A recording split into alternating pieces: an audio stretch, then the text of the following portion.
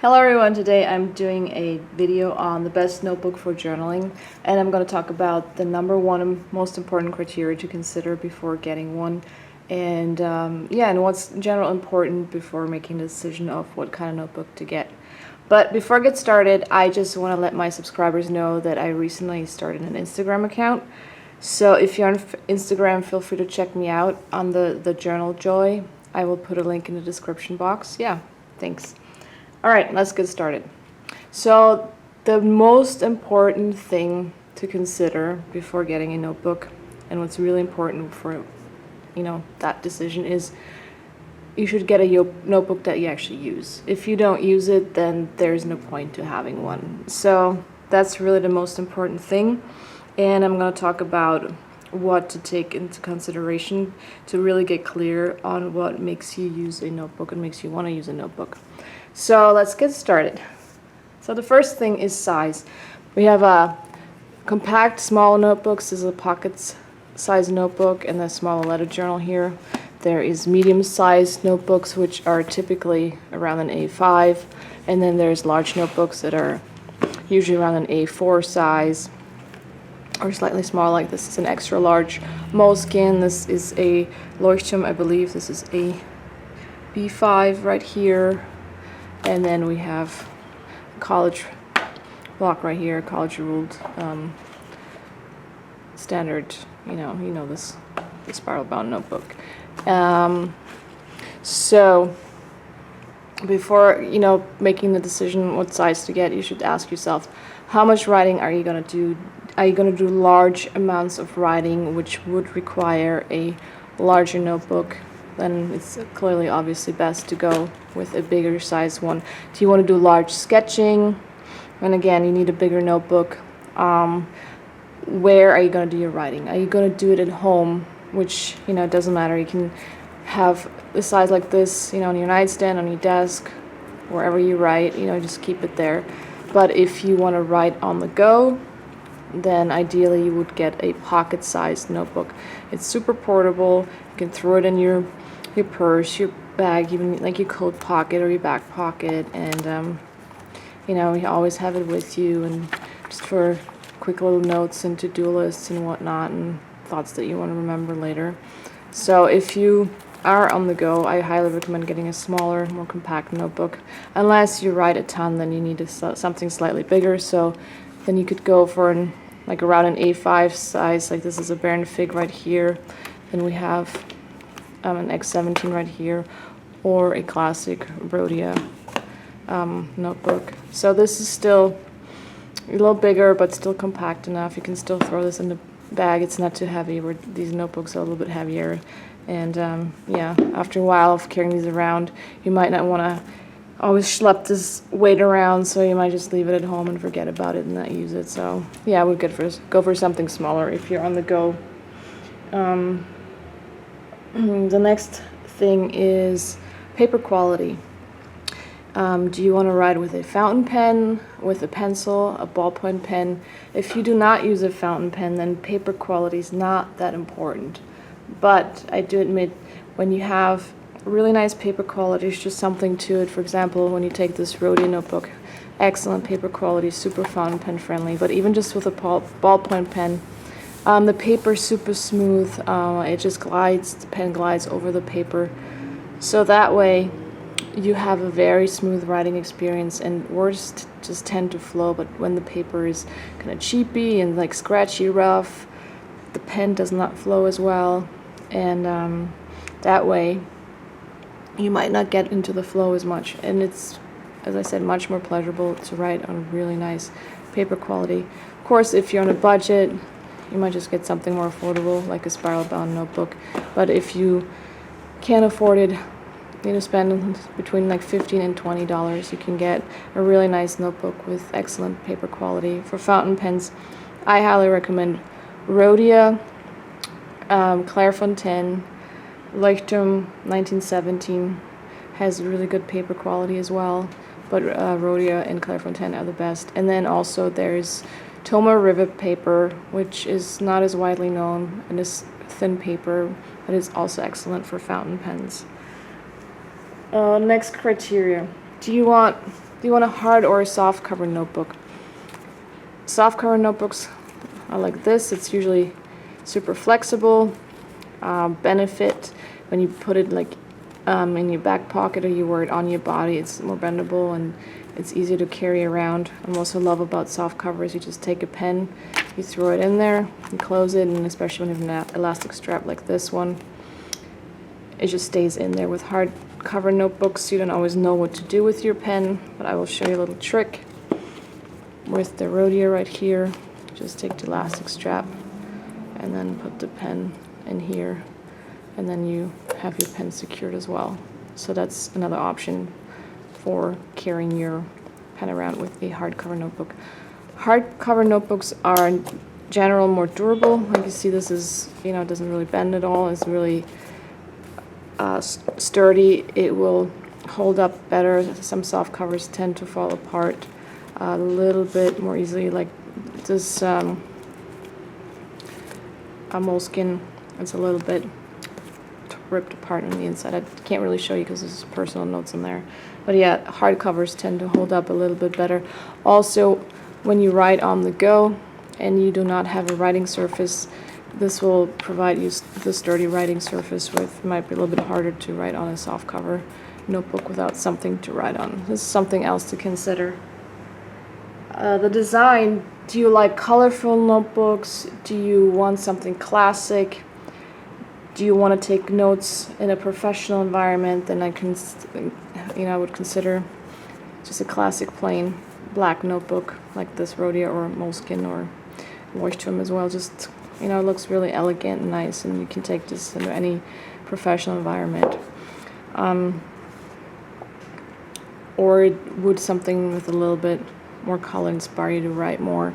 I personally prefer darker colors and plain designs. I also like this Baron Fig a lot. This has a nice little linen texture to it, to the cover, so that's really nice as well. It looks professional as well. What else? Do you want also maybe a letter notebook or something that's a little bit more rustic looking? Would that inspire you to write more? That's also something worth considering. I really like the look of letter notebooks for personal journaling, like this Reptile journal from Moonster. That's really nice, and there's also really nice paper inside. So what I forgot to mention with paper quality is, of course, if you do art in it, sketching, mixed media art, you need to go for thicker paper, so that, you know, will be able to handle different types of pens and watercolors and stuff like that. That's another thing I just forgot to mention.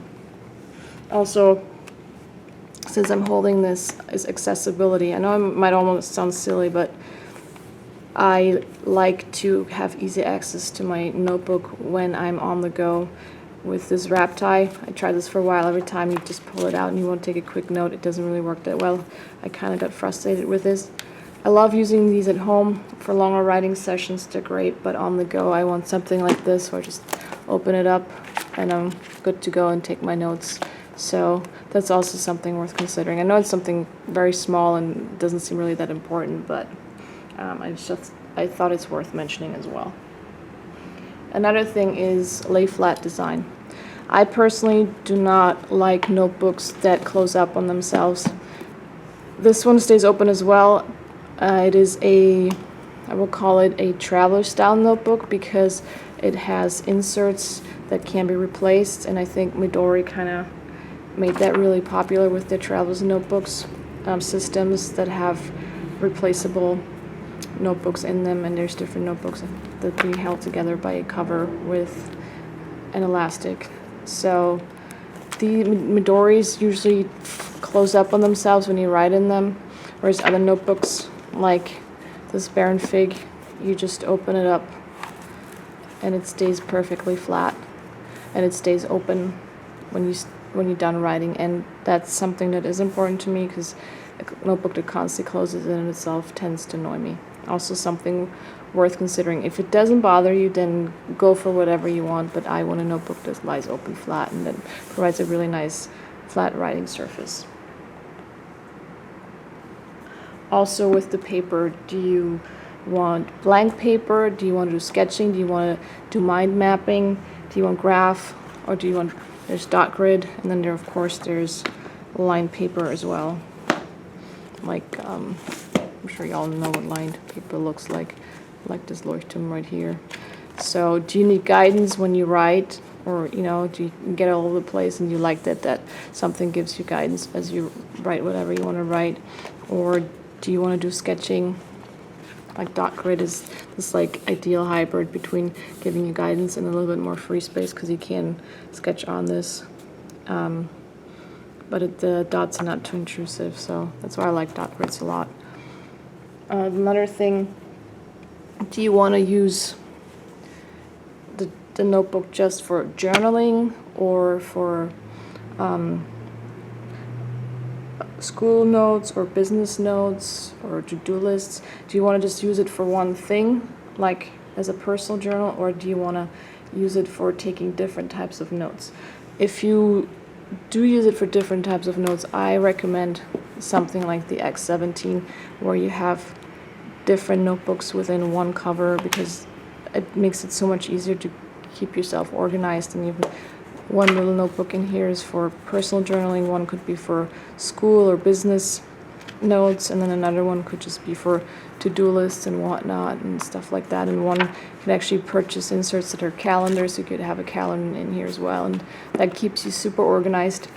Excuse me. And it's still so much easier to find your notes within this notebook versus having this, and then there's a to-do list here and the school note here and then personal note there, and it gets really confusing. So I know people like to organize themselves differently, but that's just something that I think is also worth considering and worth thinking about before getting a notebook. Another thing is, of course, your budget. Can you afford spending anywhere between $15, $20 to up to, there's no limit, there's notebooks over $100 easily available as well. If you're on a budget, of course, go for a cheap spiral bound notebook. It costs you $2-3 and it does the job. But I highly recommend getting something a little bit nicer, because you get such a nicer writing experience with a notebook like this. And maybe it sounds a little cheesy, but for me, a good notebook almost turns into a companion. I share my ideas, I share my notes. I want to keep this for a long time, especially for journaling. I want to look back in 5, 10, 20 years and see, how I saw the world a long time ago. And a nice notebook, I think, will stand the test of time versus really cheap paper might just fall apart on you.